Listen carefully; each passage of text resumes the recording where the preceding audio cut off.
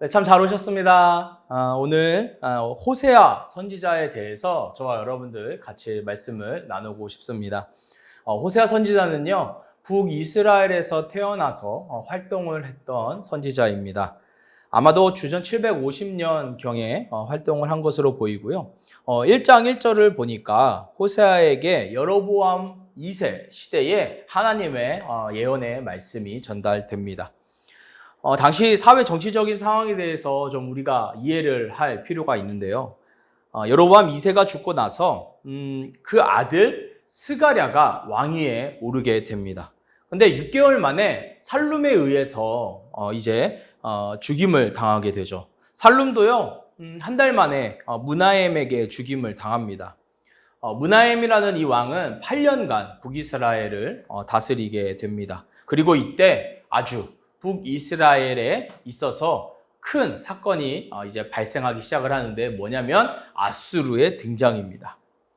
아수르의 왕 디글랏빌레셀 3세는요, 주변의 나라를 이제 정복을 하기 시작을 하는데 북이스라엘까지 이제 진격해 왔습니다. 자, 이때 므나헴이 어떻게 했냐? 므나헴은요, 부자들의 재산을 강탈을 해서 아수르에 조공을 보내게 됩니다. 그래서 그가 므나헴이 다스리는 동안에는 그 나라가 멸망하지 않게 되었죠. 주전 737년에 므나헴이 드디어 죽게 됩니다. 그리고 그 아들 부가히야가 왕위에 오릅니다. 그러나 또 2년 만에 그 장관인 베가의 쿠데타에 의해서 왕권을 넘겨주게 되죠. 베가는요, 므나헴의 친아수르 정책에 동의를 하지 않았습니다. 불만을 가지고 있었어요. 그래서 원수처럼 생각하던 아람의 르신, 지금의 시리아죠. 아람의 르신과 동맹을 맺고 거기에 이제 유다를 참여시켜서 아수르를 공격하려고 했습니다. 그런데 문제가 하나 발생을 합니다. 뭐냐면요, 이 유다의 왕 아하스가 이 동맹을 거절한 거죠. 그래서 북왕국 베가는요, 아람의 르신에게 우리가 먼저 유다를 치자, 그렇게 이야기를 합니다. 그래서 남유다의 아하스는 이 상황에서 아수르에게 도움을 요청을 하게 됩니다. 결국 아수르가 이 전쟁에 개입을 하게 됩니다. 결국 어떻게 되었을까요?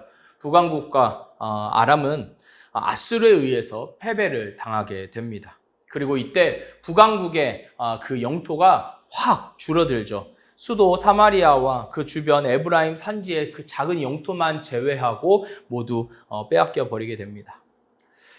북왕국의 이 베가 왕이 죽고 나서 마지막 왕인 호세아가 이제 왕에 오르게 됩니다. 이 호세아 선지자와는 동명이인입니다. 그 사이 아수르의 이 디글랏빌레셀도 죽게 되죠. 자, 이 호세아가 디글랏빌레셀이 죽었다는 소식을 듣고 어떻게 하냐면 애굽에게 도움을 요청을 해서 이제 아수르의 그 패권에서 벗어나 보려고 합니다. 그러나 이 아수르의 살마네셀 5세가 이스라엘로 이제 진격을 했고 3년 동안에 이제 이스라엘을 포위해 버리게 됩니다. 이 내용이 어디에 나오냐면요, 열왕기하 17장 5절로 6절의 말씀에 나옵니다. 한번 읽어보겠습니다. 아수르 왕이 올라와 그 온 땅에 두루 다니고 사마리아로 올라와 그곳을 3년간 에워쌌더라.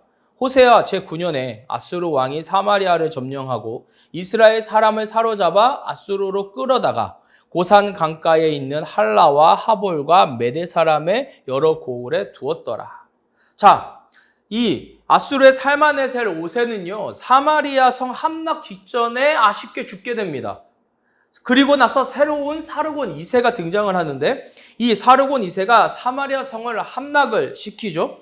그리고 백성을 포로로 잡아서 데리고 갑니다. 자, 이것이 이제 북왕국의 멸망입니다. 주전 722년 혹은 721년에 일어난 사건입니다. 자, 이러한 역사적인 격변기에 호세아 선지자가 등장을 해서 하나님의 말씀을 이스라엘에게 전하게 된 겁니다. 호세아는 북이스라엘의 번영도 보았고 또 멸망도 보았죠. 불과 30년 남짓한 시간 동안에 6명의 왕이 바뀌는데요. 5명이, 므나헴을 제외한 5명이 쿠데타로 인해서 죽게 됩니다. 북이스라엘 사회가 얼마나 타락을 했는지 짐작을 해볼 수 있겠죠. 자, 이런 역사적인 상황 속에서 과연 하나님은 호세아 선지자에게 어떤 말씀을 하시고 싶으셨던 걸까요? 가장 먼저는요, 북이스라엘의 음란함입니다. 음란. 호세아 시대 북이스라엘은 야훼 하나님과 가나안의 그 바알을 섬겼습니다. 우상 숭배는 하나님께서 출애굽 그 시대 때부터 너희가 절대 경계해야 되는 계명이라고 말씀을 하셨었죠. 그런데도 북왕국 사람들은요, 신앙적으로 종교적으로 더럽고 추악한 음행을 저질렀습니다. 하나님은 이스라엘과 하나님과의 관계를 부부관계로 이해를 하셨습니다. 그리고 이런 북왕국의 천박한 행동에 대해서 음란이다, 간음을 한 것이다 라고 말씀을 하시죠. 호세아 1장 2절 말씀 우리 같이 한번 읽어보겠습니다. 여호와께서 처음 호세아에게 말씀하실 때 여호와께서 호세아에게 이르시되 너는 가서 음란한 여자를 맞이하여 음란한 자식들을 낳으라. 이 나라가 여호와를 떠나 크게 음란함이니라 하시니. 자, 가나안의 바알이라는 이 신은요, 비와 폭풍을 관장하는 농사의 신입니다. 바알 신앙은 가나안의 그 농사와 기후 변화에 있어서 뗄래야 뗄 수 없는 관계에 있습니다. 이스라엘 사람들이 처음에 너무 익숙하고 그들의 삶 가운데에 밀접하게 들어오니까 사실 그냥 놔뒀습니다. 크게 상관하지 않았어요. 그런데 결국 어떻게 되었습니까? 나중에 그들이 겪고 있는 이 풍요로움의 근원이 바알이라고 찬양하게 된 것입니다. 바알로부터 왔다는 겁니다. 호세아 2장 8절 보니까 곡식과 새 포도주와 기름은 내가 그에게 준 것이요 그들이 바알을 위하여 쓴 음과 금도 내가 그에게 더하여 준 것이거늘 그가 알지 못하였도다. 자, 야훼 하나님의 축복도 그들은 바알의 것으로 여기게 되었습니다. 축복이 어디서 시작되었는지를 잊어버린 겁니다. 또 호세아 10장 1절 보면은요, 이스라엘은 열매 맺은 무성한 포도나무라. 그 열매가 많을수록 제단을 많게 하여 그 땅이 번영할수록 주상을 아름답게 하도다. 여러분, 열매가 많이 맺힐수록 하나님께 예배를 드린 게 아닙니다. 하나님을 찬양한 게 아닙니다. 우상을 섬기고 우상의 숫자를 늘리는 겁니다. 풍성함이 더해질수록 북이스라엘 사람들은 야훼 하나님께 감사하지 않고 바알에게 찾아갔고 더 정성을 다해서 바알 제사를 드린 겁니다. 이런 북왕국 이스라엘에 대해서 하나님은 그들을 심판하기로 하신 겁니다. 조금 길지만 호세아 13장 4절로 9절의 말씀 저와 여러분 같이 한번 읽어보겠습니다. 그러나 애굽 땅에 있을 때부터 나는 내 하나님 여호와라. 나밖에 내가 다른 신을 알지 말 것이라. 나 외에는 구원자가 없느니라. 내가 광야 마른 땅에서 너를 알았거늘 그들이 먹여준 대로 배가 불렀고 배가 부르니 그들의 마음이 교만하여 이로 말미암아 나를 잊었느니라. 그러므로 내가 그들에게 사자 같고 길가에서 기다리는 표범 같으니라. 내가 새끼 잃은 곰같이 그들을 만나 그의 염통 껍질을 찢고 거기서 암사자같이 저희를 삼키리라. 들짐승이 그들을 찢으리라. 이스라엘아, 내가 패망하였나니 이는 너를 도와주는 나를 대적함이니라. 북이스라엘의 음란함은 결국 그들이 어떤 존재였는지를 잊어버리게 했습니다. 정체성의 상실이라는 거죠. 하나님은 이스라엘 백성을 그러면 어떻게 구원하셨습니까? 애굽 종살이로 절망 속에서 살아가던 그들의 신음소리를 들으시고 모세를 통해서 애굽에서 구원하셨습니다. 광야 40년 동안 어떻게 하셨나요? 하나님께서 그들을 인도하셨고 보호하셨습니다. 그리고 가나안 땅에 들어가서는 그 민족을 하늘의 별과 같이 많게 하셨습니다. 하나님께서 이스라엘 백성에게 말씀하신 것이 무엇인가요? 너희가 나를 떠나지 않고 우상 숭배하지 않고 내 율례와 계명과 법도를 잘 지키고 행하면 내가 너희를 떠나지 않을 것이다. 너희가 내 백성이 되고 내가 너희 하나님이 될 것이다. 여러분, 하나님의 백성이 된다는 것이 무엇입니까? 하나님만 바라보고 하나님만 섬기겠다는 거잖아요. 하나님의 성품을 닮아간다는 거 아닙니까? 하나님의 정의와 공의, 은혜와 긍휼하심을 닮아가는 것. 매일 하나님을 더 알아가기 위해서 몸부림을 치고 인애와 긍휼과 진리로 살아가는 것이죠. 그러나 지금 이들은 하나님과의 언약을 완전히 짓밟아 버렸습니다. 야훼 하나님의 백성이 아니라 바알의 백성이 되었습니다. 거룩하라고 하셨던 하나님의 요청을 완전히 무시하고 음란과 향락 그 바알 신앙에 매몰되어 버린 겁니다.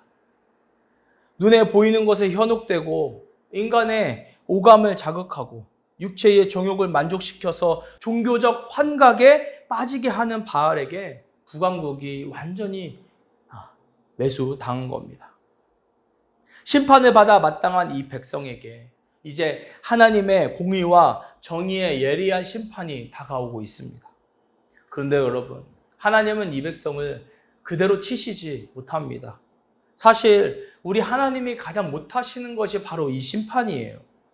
아무리 이 백성이 죄를 많이 짓고 회개를 한다고 해도, 언약을 깨트렸어도 하나님은 어떻게든 이 백성에게 기회를 주신다는 겁니다. 여러분, 아담과 하와 범죄하고도 죽어 마땅했지만 하나님께서 그들을 죽이지 않으셨던 것처럼 말이죠. 하나님은 어떻게든 이 절체절명의 순간을 바꿔보고 싶으셨습니다. 애가 타셨다는 말이에요. 호세아 11장 8절로 11절. 에브라임이여, 내가 어찌 너를 놓겠느냐? 이스라엘이여, 내가 어찌 너를 버리겠느냐? 내가 어찌 너를 아드마 같이 놓겠느냐? 어찌 너를 스보임 같이 두겠느냐? 내 마음이 내 속에서 돌이켜 나의 긍휼이 온전히 불붙듯 하도다. 내가 나의 맹렬한 진노를 나타내지 아니하며 내가 다시는 에브라임을 멸하지 아니하리니 이는 내가 하나님이요 사람이 아님이라. 내 가운데 있는 거룩한 이니 진노함으로 내게 임하지 아니하리라. 여러분, 8절에 나오는 이 아드마와 스보임은요, 소돔과 고모라처럼 음란하고 죄악으로 인해서 심판을 받은 도시입니다. 이스라엘 민족을 보면서 애가 타는 이 하나님의 마음을 좀 여러분 느껴지십니까? 내가 너희를 심판한다고 했지만 어떻게 내 손으로 너희를 심판할 수 있겠느냐? 제발 좀 돌아와라. 내가 긍휼을 베풀고자 하니 내 마음이 불붙듯 한다. 이런 하나님의 간절한 마음이요, 여기에만 나오는 게 아닙니다. 예레미야 31장 20절에서도 볼 수 있는데요. 에브라임은 나의 사랑하는 아들, 기뻐하는 자식이 아니냐. 내가 그를 책망하여 말할 때마다 깊이 생각하노라. 그러므로 그를 위하여 내 창자가 들끓으니 내가 반드시 그를 불쌍히 여기리라. 여호와의 말씀입니다. 여러분, 창자가 들끓는 것 같은 고통, 어떤 것이겠습니까? 세상에서 가장 슬프고 처절한 고통이 무엇인지 아시죠? 배 아파서 난 내 자식을 먼저 보낼 수밖에 없는 그 어미의 마음 아니겠습니까? 이것보다 더 창자가 끊어질 듯한 고통이 뭐가 있겠어요? 지금 북왕국을 바라보면서 하나님의 심정이, 하나님의 마음이 그렇다는 겁니다. 왜 그렇습니까? 이스라엘이 하나님의 자녀, 하나님이 이스라엘의 부모잖아요. 여러분, 이렇게 아파하시고 울고 계시는 하나님의 요청에 반응하는 이스라엘의 태도가 어떻습니까? 호세아 6장 1절로 3절의 말씀입니다. 오라, 우리가 여호와께로 돌아가자. 여호와께서 우리를 찢으셨으나 도로 낫게 하실 것이요 우리를 치셨으나 싸매어 주실 것임이라. 여호와께서 이틀 후에 우리를 살리시며 셋째 날에 우리를 일으키시리니 우리가 그의 앞에서 살리라. 그러므로 우리가 여호와를 알자. 힘써 여호와를 알자. 그의 나타나심은 새벽빛같이 어김없나니 비와 같이 땅을 적시는 늦은 비와 같이 우리에게 임하시리라 하니라. 여러분, 우리가 이 본문을 호세아 선지자가 백성들에게 이 참회하라고 선포하거나 또 백성들 사이에서 우리가 이렇게 하면 안 된다라는 그런 참회의 메시지로 알고 있다면 잘못 이해하고 있는 겁니다. 이 본문만 가지고 이제 특별 집회나 부흥회 또 기도회 때 오라 우리가 여호와께로 돌아가자 이런 표어를 쓰면서 많이 집회를 열죠. 그런데 문맥상 사실은 좀 잘못 사용하는 겁니다. 차준희 교수님은요, 이 말씀이 참회의 형식은 취하고 있지만 진정한 참회가 아니라 피상적이고 불성실한 회개에 불과하다 이렇게 이야기를 합니다. 왜 그렇습니까? 먼저 이스라엘 백성의 구체적인 그 죄의 회개 목록, 리스트가 나오지 않는다는 겁니다. 자신들의 죄를 구체적으로 하나님 앞에서 고백하지 않아요. 두 번째, 그들은 자신들이 회개하면 하나님께서 자동적으로 그들을 구원하실 것이라고 착각하고 있습니다. 그들의 불성실한 회개에도 하나님이 당연히 반응하셔야 한다고 생각한 거죠. 여러분 2절을 보니까요. 여호와께서 이틀 후에 우리를 살리시고 셋째 날에 우리를 일으키실 것이다. 이렇게 이야기를 하죠. 뭡니까? 우리가 회개하면 하나님께서 곧 머지않아 구원하실 것이라고 생각한 겁니다. 3절 보면 새벽빛, 비, 늦은 비로 비유해서 하나님의 구원은 확실하게 우리에게 임할 것이다. 이렇게 생각하고 있습니다. 그러나 여기에 있는 숨은 동기가 무엇인가요? 마치 밤이 지나고 아침이 떠오르듯이 철에 따라 비가 오듯이 야훼 하나님의 구원은 우리에게 당연한 거라는 거예요. 구원은 심판의 때가 지나면 자동적으로 오기 때문에 우리가 그렇게 간절히 처절히 하나님 앞에 부르짖지 않아도 된다는 겁니다. 그러니까 이들이 여호와께로 돌아가자는 것은 진정한 회개와 결의를 다진 선포가 아니라 중언부언하듯 가볍게 던지는 말에 불과하다는 겁니다. 그래서 6장 4절에서 하나님은 이런 깊은 탄식을 하십니다. 호세아 6장 4절 제가 공동번역으로 읽어드리겠습니다. 그러나 에브라임아 너를 어떻게 하면 좋겠느냐? 유다야 너를 어떻게 하면 좋겠느냐? 너희 사랑은 아침 안개 같구나. 덧없이 사라지는 이슬 같구나. 도대체 내가 너를 어떻게 해야 할까? 너를 어떻게 하면 좋을까? 이런 의미 없는 자들아. 하나님의 깊은 한숨이 탄식이 느껴집니다. 그리고 말씀하십니다. 호세아 6장 6절 나는 인애를 원하고 제사를 원하지 아니하며 번제보다 하나님을 아는 것을 원하노라. 하나님은 인애를 원하신다고 합니다. 하나님을 아는 것, 그것을 원하신다는 말씀하십니다. 여러분, 하나님을 아는 것과 인애는 이 구조적으로 병렬 구조죠. 그러니까 이 둘 사이에 서로 연결이 되어 있다는 겁니다. 인애가 뭔가요? 헤세드, 많이 들어보셨죠? 헤세드라는 말은 다양한 의미로 사용이 됩니다. 인자, 인애, 은혜, 선대, 자비, 긍휼, 선한 일, 아름다움 여러 가지 말로 번역을 할 수 있습니다. 그런데 여러분 이러한 단어들의 공통점이 뭐냐면요. 바로 하나님과 사람 사이 또 사람과 사람 사이에 추구해야 되는 가치와 태도라는 겁니다. 차준희 교수님은 이 헤세드를 이렇게 정의하시더라고요. 헤세드는 하나님 앞에서 신자의 도리, 사람들 앞에서 인간적인 도리다. 저는 전적으로 동의합니다. 여러분 이 도리라는 말 국어사전을 보니까요. 사람이 어떤 입장에서 마땅히 행하여야 할 바른 길 이렇게 정의를 합니다. 마땅히 행하여야 할 바른 길. 지금 하나님은 북왕국에게 너희가 마땅히 행하여야 할 바른 길을 걷고 있지 않다고 말씀하시는 거잖아요. 화려한 제사의 모양은 하고 있지만 그 제사를 누구에게 드리고 있는지 망각한 세대라는 겁니다. 번제를 드립니다. 값비싼 좋은 제물을 번제단에 올려놓지만 거기에 온전한 마음이 없다는 겁니다. 죄를 짓고도 회개만 하면 당연히 하나님이 용서하신다는 안일함에 매몰되어 있습니다. 그렇게 뒤돌아서는 다시 죄를 지러 가는 그런 천박함에 익숙해 있었던 거죠. 여러분 하나님은 이러한 것들을 역겨워하십니다.